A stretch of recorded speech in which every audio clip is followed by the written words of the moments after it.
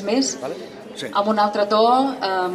Han passat moltíssimes coses. Divendres passat vam veure, érem a la vaga general, a la convocatòria a Barcelona, cadascú on va poder estar, i va ser un punt d'inflexió. Sabíem que arribaria aquest moment d'inflexió i ja ens ha arribat, i portem una setmana molt i molt intensa.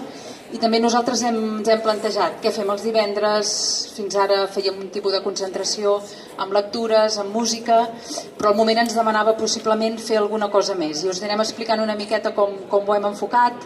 Hem intentat també donar resposta a tot el que passa, i intentar humilment des de la nostra posició poder donar resposta, però sí que ens semblava important mantenir aquest punt de trobada setmanal els divendres. Com veureu en el cartell, hem passat a dir-ne música i poemes per la llibertat, n'hem passat a dir divendres per la llibertat, i ens semblava important mantenir aquest punt de trobada dels divendres, que tenim aquest hàbit ja des de fa més d'un any de concentrar-nos aquí els divendres, mantenir-lo, no perdre'l, intentar donar resposta al moment que ha sigut diferent i molt intens.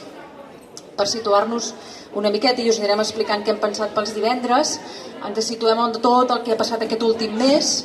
Comencem des del 23 de setembre, 9 persones detingudes, una detenció, com tots sabem, feta de matinada.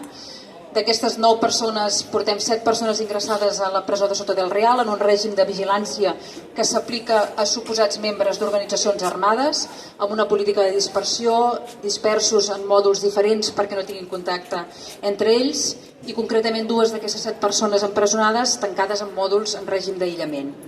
I fins aquesta setmana, al cap d'un mes, no s'ha aixecat el secret de sumari, 23 de setembre.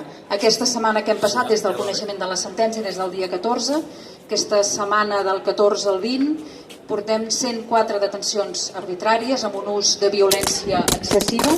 Hem intentat reflectir-ho, teníem aquí totes les persones encausades i hem